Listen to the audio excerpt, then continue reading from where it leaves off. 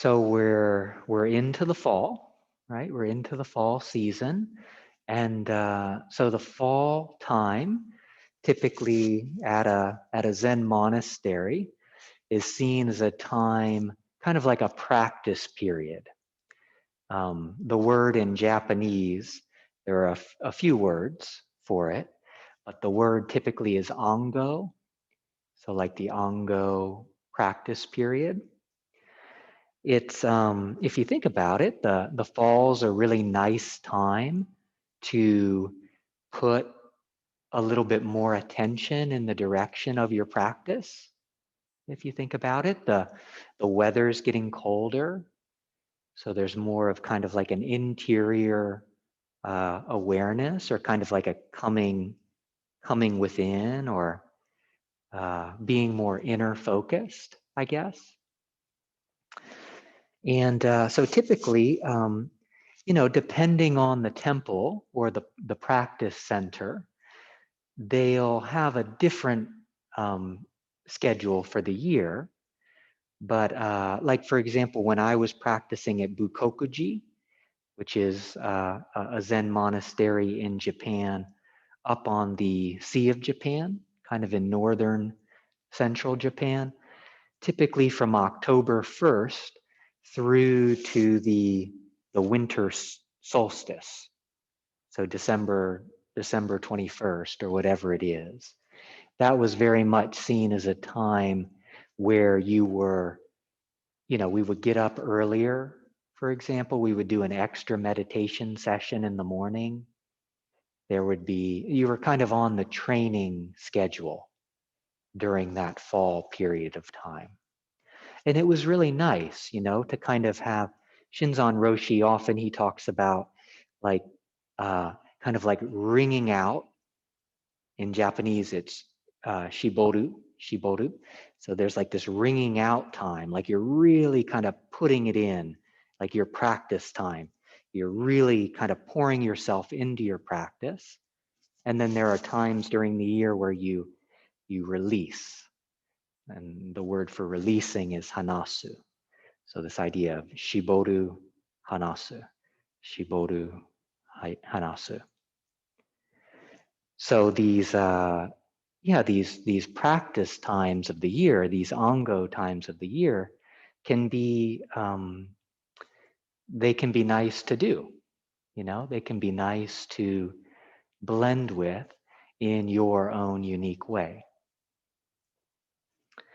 So and between, I know it's October 10th now or whatever, but we're into October, and obviously, November, December, at the beginning of December, we've got Rohatsu. So in the Zen tradition, Rohatsu is on December 8th. It's seen as the day of enlightenment, the day that the Buddha had his big enlightenment experience in northern India. So the fall, the fall into the winter almost, is seen as a really good time to turn inward and to practice. So, you may, when you think about yourself and your own practice, we're not living kind of that monastery situation, the majority of us. So Zen is very much taking on a different flavor in the West. So what does this, and what does this mean? Hi, Aviva. Hi, Aviva. What does this mean for us? Living an ordinary life in a way, having jobs, having relationships, those kinds of things. So during the Ango period, some people find that it's helpful to like set up a schedule for themselves. Maybe they get up on half an hour or an hour earlier than usual, for example, and they do an extra kind of meditation session in the morning, like when you get up. That can be a way to do it. Or, if you're already meditating in the morning, sometimes people will say, okay, during this 2-month period, I'm going to meditate before I go to bed too. So they're kind of doubling it up. Or, you might put a meditation session in the middle of the day if that works. So there's really some space to be creative about what it's going to look like for you. But, in my experience and people I've talked to, and my own direct experience too, I find that if I really kind of create a plan, I really put some time into it at the beginning and kind of make that commitment or that intention, that I tend to follow through more than just kind of saying, yeah, kind of having my energies a little bit more dispersed, I guess. So maybe that's something that resonates with you, maybe not. Some people find that doing walking meditation once a day can be really helpful, like maybe the sitting practice. Maybe they have a little bit of that going on, but they're really benefiting from the movement side of things. So that's a nice way to get out into the fall and to really blend with nature and what's going on in the season. Some people find that doing yoga a couple times a week during the fall period is helpful for getting things kind of stretching and opening and getting the energy flowing in a good way that way, kind of getting your vitality going. And likewise, sometimes some energy practices, some of Hakuin's Nikon practices, for example, kind of the gathering of the energy, the fall energy, and kind of bringing it down and nourishing your root and your hara, your abdomen. Some people find, doing that once a day or a couple of times a week, that can be really beneficial. And some people find that just doing some more study can be helpful. Like there's a book about meditation practice that you've really been wanting to get into, just say, hey, I'm going to read for half an hour a day. And I'm really going to let that, those words really sink into my system. You could read the Lotus Sutra. You could read some of these old texts that are, there's a lot of wisdom, a lot of truth in the texts, the Zen texts or other texts.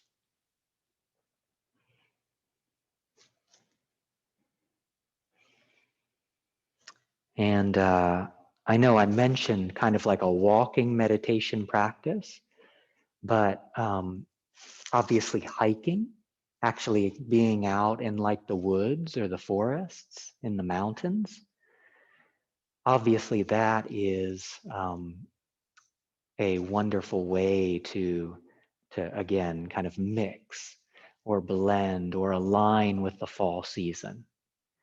In Japan, they have this time of year is called Koyo. Koyo.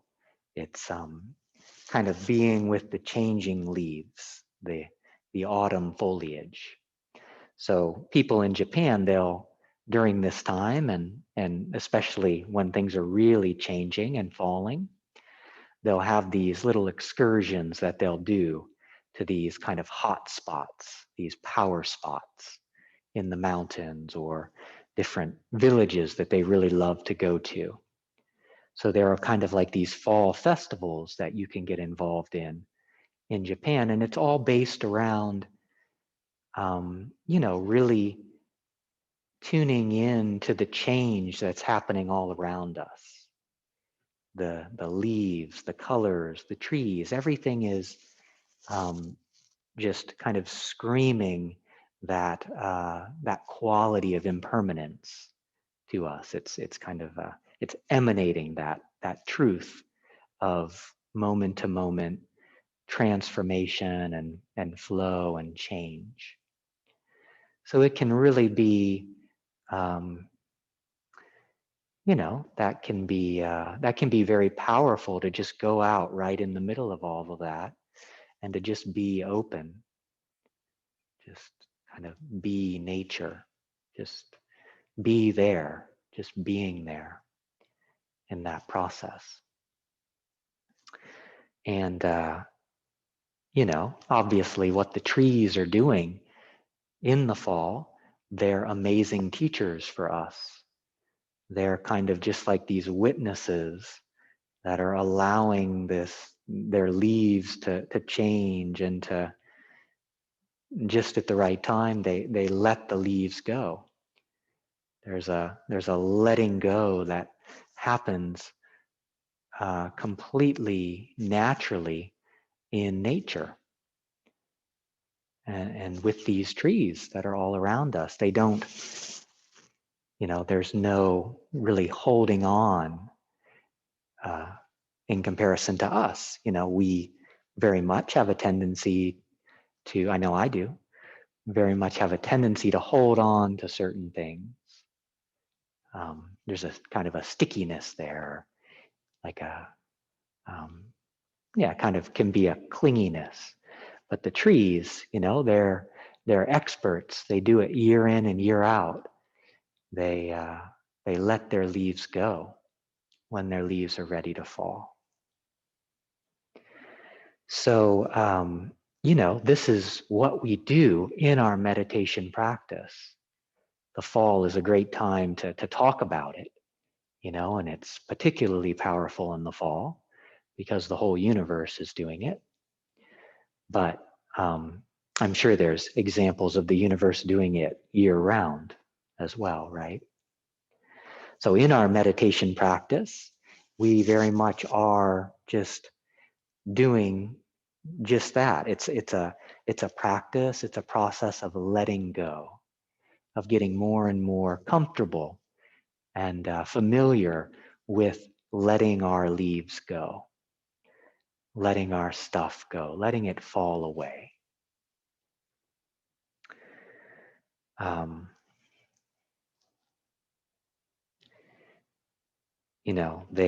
They talk about in Zen, they say the person of the world gains something every day, and the person of the way loses something every day. So this idea of, we know what it's like to accumulate, right? Our culture, our society is very much designed around accumulating things, knowledge, certificates, maybe licenses, positions. If you've got this particular position or this particular car or this house, that's seen very much as something that's important, and it really defines you in the world as somebody who's important. But our practice is actually, Zen and meditation is actually showing us that it's the opposite. Actually, that's just accumulation. That's kind of increasing our identifications, increasing our, like, the stuff we've got, kind of the weight that we're carrying around. It's making things heavier if you're not careful. It's easy to get caught up in that stuff. So the person of the way, this idea of that letting go that's happening. If each day can we let go of a little bit more of our stuff, the stuff maybe from our inner world that we've got, memories and emotions that we can't quite seem to, that just kind of seem like that we're kind of stuck in or holding on to. And then maybe some of our, our possessions too, like external stuff as well. But this idea of, letting our thoughts and our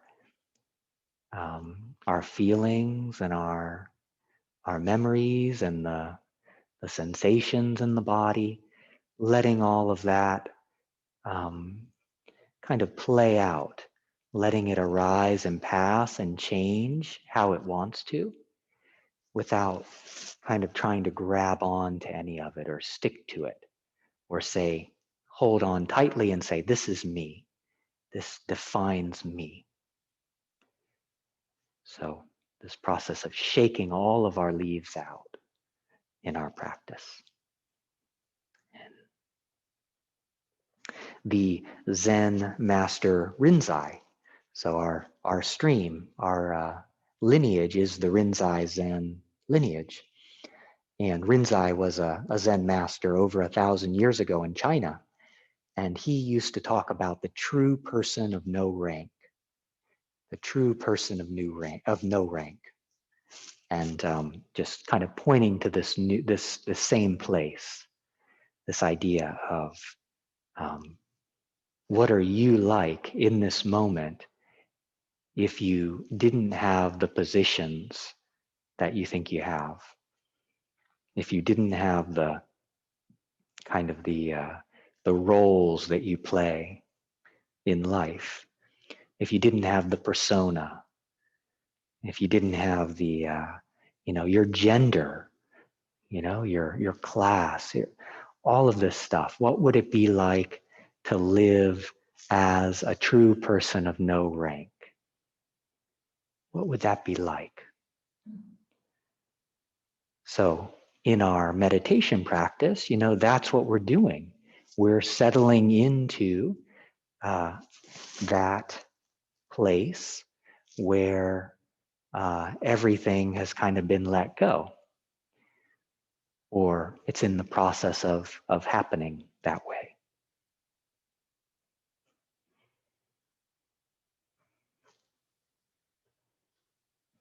So when you sit tonight, just really allowing yourself, giving yourself permission to really align with the universe as the universe manifests in the fall time. You can think about those trees or the changing leaves, and then just embody that. It's actually not that difficult to do. Just let yourself be present. Let yourself be with your practice, whatever it is. You might be counting your breath. You might be working on a koan. You might be working with the unborn mind practice, kind of like open, spacious awareness. Whatever your practice is, just let the letting go of the fall season flow through you. Let that dimension of your being kind of come into focus more. It's a wonderful time for it.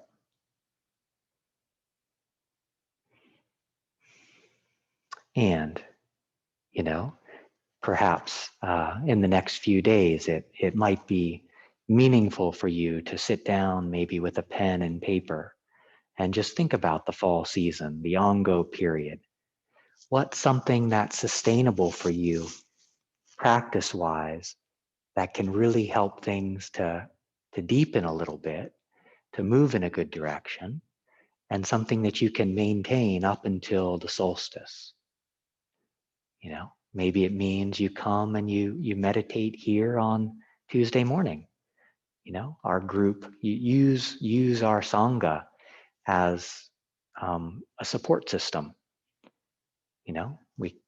We have periods during the week when we sit, or